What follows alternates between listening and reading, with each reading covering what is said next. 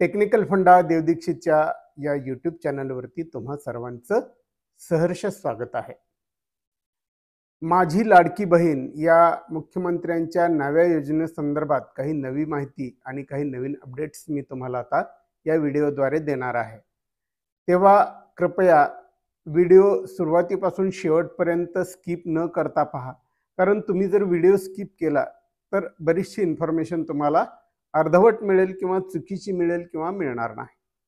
तेव्हा कृपया व्हिडिओ संपूर्ण पाहत चला की जेणेकरून तुम्हाला माहिती पूर्णपणे मिळेल. तर चला सुरू करूया उशीर न करता आजच्या या नव्या व्हिडिओला.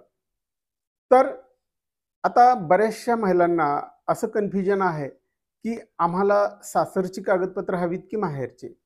तर त्यांच्यासाठी एक गोष्ट मी क्लिअर करू इच्छितो की माहेरची कागदपत्र सासरची कागदपत्र तुम्हाला लागणार आहेत. आणि जो शाळा सोडल्याचा वगैरे दाखला आहे तो माहेरचा असला तरी चालेल. तर आता याच्यामध्ये कागदपत्र कुठं जमा करायची हा एक महत्त्वाचा प्रश्न आहे. तर ही कागदपत्र मी तुम्हाला पाठीमागच्या व्हिडिओमध्ये सांगितल्याप्रमाणे ऑनलाईन पण तुम्ही देऊ शकता, त्याचप्रमाणे ऑफलाईन देऊ शकता.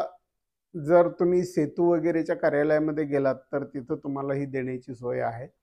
आणि सगळ्यात आणखी एक बेस्ट पर्याय तुमच्यासाठी आहे आणि तो पर्याय म्हणजे अंगणवाडी सेविका ज्या आहेत त्या अंगणवाडी सेविकांकडे तुम्ही तुमची कागदपत्र देऊ शकता. आता याच्या मुदतीचा आणखी एक मोठा गोंधळ होता. तर मुदत किती आहे? तर सुरुवातीला शासनानं 1 जुलै ते 15 जुलै 2024 अशी मुदत जाहीर केलेली होती. परंतु माननीय मुख्यमंत्री एकनाथजी शिंदे यांनी याच्यामध्ये वाढ करून स्वतः सांगितलेलं आहे की 31 ऑगस्टपर्यंत ही मुदत त्यांनी वाढवून दिलेली आहे तुम्हाला. तेव्हा काळजी करायचं कारण नाही आहे. तुमच्याकडे वेळ भरपूर आहे आणि या वेळेमध्ये तुम्ही तुमची कागदपत्र अंगणवाडी सेविका किंवा ऑनलाईन दाखल करायची आहेत आणि तुमचा अर्ज भरून टाकायचा आहे. तुम्हाला अर्ज भरण्याविषयी किंवा इतर काही अडचणी येत असतील तर बिनधास्तपणे आम्हाला खाली कमेंट बॉक्समध्ये तुम्ही विचारू शकता. तुम्ही विचारलं तर आम्ही त्याचं निरसन करणार आहोत. आणखी एक महत्त्वाचा मुद्दा असा आहे की याच्यामध्ये लाभार्थी किंवा पात्र महिला कोण आहेत? तर जी महिला महाराष्ट्राची रहिवासी आहे ती महिला याच्यामध्ये पात्र आहे. किंवा समजा आता आणखी एक गोंधळ कसा आहे की एखाद्या महाराष्ट्रीयन व्यक्तीनं परराज्यातल्या स्त्रीशी किंवा मुलीशी लग्न केलेलं आहे आणि तर त्या महिलेला या योजनेचा लाभ मिळू शकतो का? तर हो, निश्चितच मिळू शकतो. कारण ती या महाराष्ट्रातील व्यक्तीशी लग्न करून आलेली आहे, म्हणजे महाराष्ट्रीयन झालेली आहे. फक्त याच्यामध्ये तिच्या पतीचं डॉक्युमेंट लागेल, तेवढं त्या महिलेला सबमिट करायचं आहे आणि तिला सुद्धा या योजनेचा लाभ मिळू शकेल. दरमहा 1,500 म्हणजेच वर्षाला 18,000 रुपये हे पात्र लाभार्थी महिलेला मिळू शकणार आहेत. मग याच्यामध्ये आता आणखी एक कन्फ्युजन असं आहे की पैसे किती भरायला लागणार आहेत किंवा याच्यामध्ये किती खर्च येईल. तर सर्वांना मी सांगू इच्छितो की याच्यामध्ये खर्च शून्य आहे, म्हणजे 1ही रुपया भरायचा नाहीये. स्वतः मुख्यमंत्र्यांनी जाहीर केलेलं आहे की याच्यामध्ये कुठल्याही सरकारी कर्मचाऱ्यानं कुठल्याही महिलेकडून 1 रुपयाही घ्यायचा नाही. ही गोष्ट चांगली लक्षात ठेवा. तुम्ही कुठल्याही सरकारी कर्मचाऱ्याला अथवा इतर कर्मचाऱ्याला, अंगणवाडी सेविकेला कोणालाही पैसे द्यायची गरज नाही. ते मोफत तुमचं काम करणार आहेत आणि तुमचा अर्ज एकदा भरला की मग तुम्ही पैसे मिळण्यासाठी वाट बघू शकता. याच्यामध्ये आणखी एक गोष्ट अशी आहे की तुमचं एक राष्ट्रीयकृत बँकेमध्ये खातं असणं गरजेचं आहे.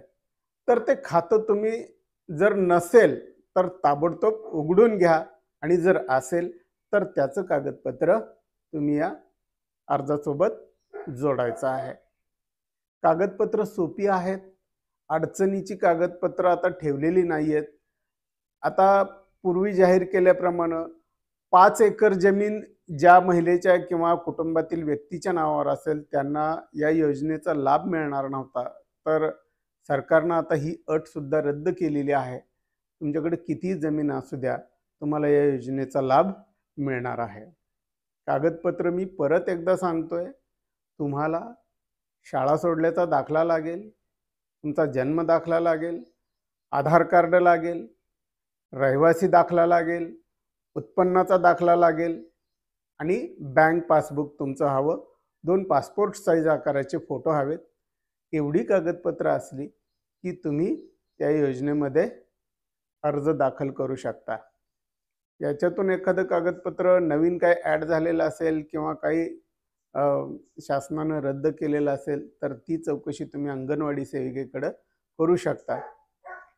नेहमीच आम्ही नवनवीन या योजनेच्या बाबतीत अपडेट्स देण्याचा प्रयत्न करत असतो आणि माझी सर्व महिला भगिनींना एक कळकळीची विनंती आहे की हा व्हिडिओ तुम्ही तर पाहाच, पण तुमच्या सोबत तुमचे जे काही नातेवाईक आहेत, जे कुणी गरजू आहेत, जे कुणी गरीब आहेत किंवा ज्यांना ह्या योजनेची फार गरज आहे, अशा व्यक्तींना हा व्हिडिओ तुम्ही आवर्जून पाठवा. आणि या व्हिडिओसोबतच मी तुम्हाला जी कागदपत्र आवश्यक आहेत त्याचा एक जो माझा व्हिडिओ बनवलेला आहे त्याची लिंक मी तुम्हाला याच्यासोबत देणार आहे. याची अधिक माहिती असणारा आणखी एक व्हिडिओ जो आहे त्याचीही लिंक मी या डिस्क्रिप्शन बॉक्समध्ये देणार आहे. तेही पाहायला विसरू नका आणि प्लीज तुमच्या सर्व कॉन्टॅक्ट्सना, सर्व संपर्कांना हा व्हिडिओ शेअर करा. त्यातल्या त्यात गरजू व्यक्तींना तर लवकर करा. काकी असते, मावस बहीण असते, चुलत बहीण असते, आत्या, ज्यांना या गोष्टीची गरज आहे त्या सर्वांना हा व्हिडिओ तुम्ही नक्की शेअर करा. धन्यवाद.